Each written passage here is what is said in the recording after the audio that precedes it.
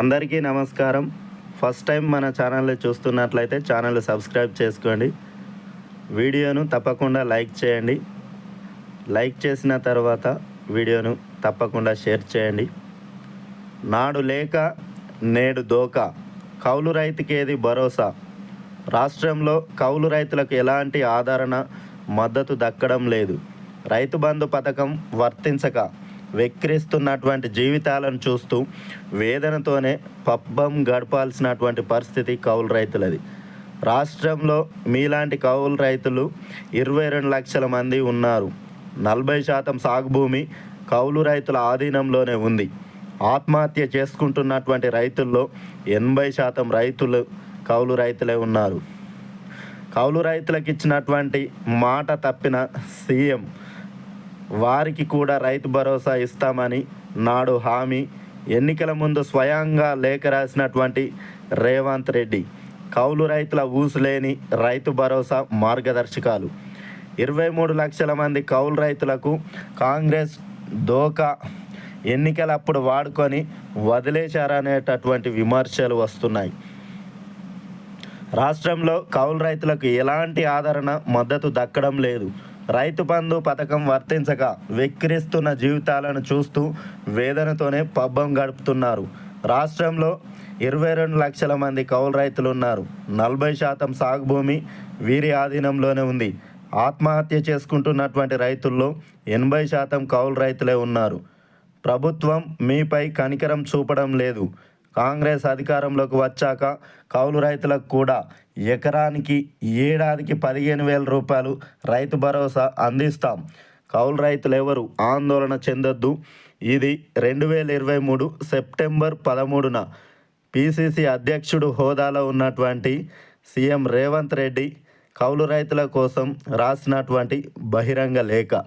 తీరా అధికారంలోకి వచ్చాక కౌలు రైతులకు దోకా ఇచ్చారు సీఎం రేవంత్ రెడ్డి.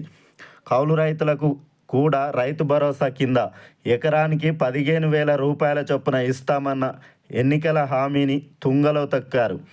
ఎన్నికలకు ముందు కౌలు రైతులకు లేఖలు రాసినటువంటి ఆయన నేడు ఎగనామం పెట్టారు. కౌలు రైతులకు కాంగ్రెస్ పార్టీనే దిక్కన్నట్టుగా అసెంబ్లీ ఎన్నికల ముందు హామీల వర్షం కురిపించారు. బహిరంగ లేఖలు రాయడమే కాదు, కాంగ్రెస్ ఎన్నికల మేనిఫెస్టోలోను 6 గ్యారంటీల్లోనూ కౌలు రైతులకు రైతు భరోసా ఇస్తామంటూ హామీ ఇచ్చారు. ప్రతి ఎన్నికల సభలోనూ ఇదే విషయాన్ని స్పష్టం చేశారు. తీరా చూసేసరికి రైతు భరోసాలో కౌలు రైతులను పట్టించుకోనటువంటి పరిస్థితి నెలకొంది.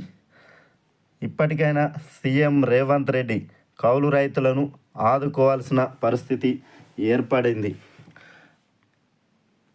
మార్గదర్శకాలు విడుదలైనటువంటి నేపథ్యంలో కౌలు రైతుల కోసం ఒక్క మాట కూడా మాట్లాడనటువంటి పరిస్థితి.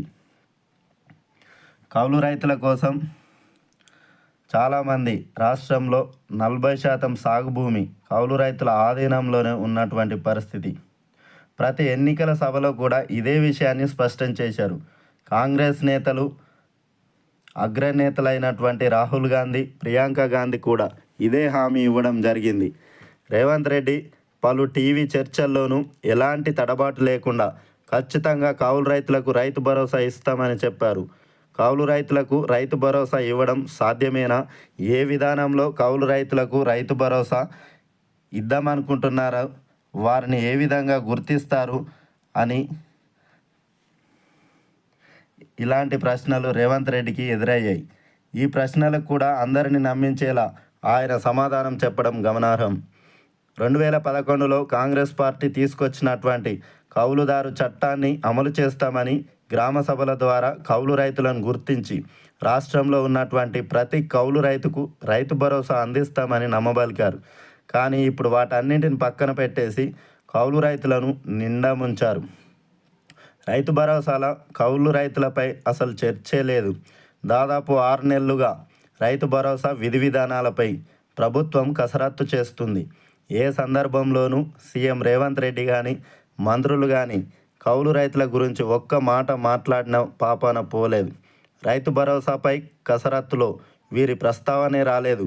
కౌలు రైతులకు రైతు భరోసా ఇచ్చే మార్గాలు ఏమైనా ఉన్నాయా అనే అంశంపై కూడా ప్రభుత్వం దృష్టి పెట్టలేదు. ఈ విధంగా రైతు భరోసా పథకంలో కౌలు రైతులను అసలు పరిగణలోకి తీసుకుపోవడం ప్రభుత్వ చిత్తశుద్ధిని ఎత్తి చూపుతుంది. ఇక 23 లక్షల మంది ఆశలు ఆవిరి. కౌలు రైతులకు రైతు బంధు ఇవ్వడం సాధ్యం కాదని, అలా చేస్తే కౌలు రైతులకు కొట్లాటలు పెరిగిపోతాయని నాటి ముఖ్యమంత్రి కేసీఆర్ చెప్తూ వచ్చారు. కానీ అధికారమే పరమావధిగా అమలుకు సాధ్యం కాని హామీలు ఇచ్చిన కాంగ్రెస్ పార్టీ రేవంత్ రెడ్డి కౌలు రైతులకు కూడా రైతు భరోసా ఇస్తామని హామీ ఇవ్వడంతో వారంతా నిజమే అని నమ్మారు. అందుకే కాంగ్రెస్కు అండగా నిలిచి కాంగ్రెస్ను అధికారంలోకి తీసుకురావడంలో కీలక పాత్ర పోషించారు. కాంగ్రెస్ అధికారంలోకి రావడంతో తమకు కూడా రైతు భరోసా వస్తుందని కౌలు రైతులు గంపెడ ఆశలు పెట్టుకున్నారు. కానీ వారి ఆశలన్నీ ఆవిరైపోయాయి. రైతు భరోసాపై కౌలు రైతులకు కాంగ్రెస్ మొండి చేయి చూపింది. రాష్ట్రంలో సుమారు 23 నుంచి 25 లక్షల మంది కౌలు రైతులు ఉంటారని అంచనా. సీఎం రేవంత్ రెడ్డి సైతం ఎన్నికలకు ముందు కౌలు రైతులకు రాసినటువంటి లేఖలో రాష్ట్రంలో కౌలు రైతుల సంఖ్య 22 లక్షలని, వీరు సాగు చేసే భూమి 40% ఉంటుందని పేర్కొన్నారు. ఈ లెక్కన కాంగ్రెస్ పార్టీ సీఎం రేవంత్ రెడ్డి రాష్ట్రంలోని 23 లక్షల మంది కౌలు రైతులకు దోకా ఇచ్చినట్టయింది. ఈ రైతు భరోసా మార్గదర్శకాల్లో పోడు భూములకు కూడా రైతు భరోసా ఇస్తామనడం బాగానే ఉంది. కానీ కౌలు రైతులను పట్టించుకోకపోవడం విడ్డూరంగా ఉంది. కౌలు రైతులకు కూడా రైతు భరోసా ఇస్తే బాగుండేది. రైతు కూలీలకు ఇద్దామని కౌలు రైతులను పట్టించుకోకపోవడం రైతులను ఆవేదనకు గురి చేస్తూ ఉంది.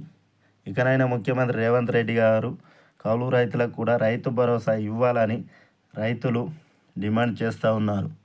ఈ రైతు భరోసా పథకాన్ని జనవరి 26వ తేదీ గణతంత్ర దినోత్సవం రోజున రైతు భరోసా పథకాన్ని ప్రారంభిస్తామని ముఖ్యమంత్రి రేవంత్ రెడ్డి చెప్పారు. కానీ కౌలు రైతుల విషయంలో ఎలాంటి నిర్ణయం తీసుకోకపోవడం రైతులను ఆందోళనకు గురి చేస్తూ ఉంది. రైతు భరోసా సాగు చేసేటటువంటి భూములన్నింటికీ రైతు భరోసా ఇస్తామని,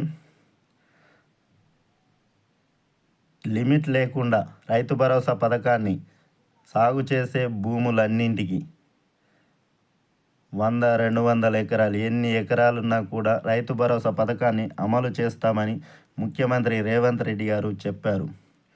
కేవలం సాగు చేసేటటువంటి భూములకు మాత్రమే రైతు భరోసా ఇస్తామని ఎన్నికల ముందు కౌలు రైతులకు కూడా రైతు భరోసా పథకాన్ని వర్తింపజేస్తామని ముఖ్యమంత్రి రేవంత్ రెడ్డి గారు చెప్పారు. కానీ ఎన్నికలప్పుడు వాడుకొని వదులుకున్నారనేటువంటి విమర్శలు ఎక్కువగా వస్తున్నాయి. రాష్ట్రంలో కౌలు రైతుల పరిస్థితి అగమ్య గోచరంగా తయారైంది. కాబట్టి ముఖ్యమంత్రి రేవంత్ రెడ్డి గారు కౌలు రైతులను కూడా ఆదుకోవాల్సిన పరిస్థితి ఎంతైనా ఉంది. Okay, thanks for watching. Please subscribe my channel. Thank you.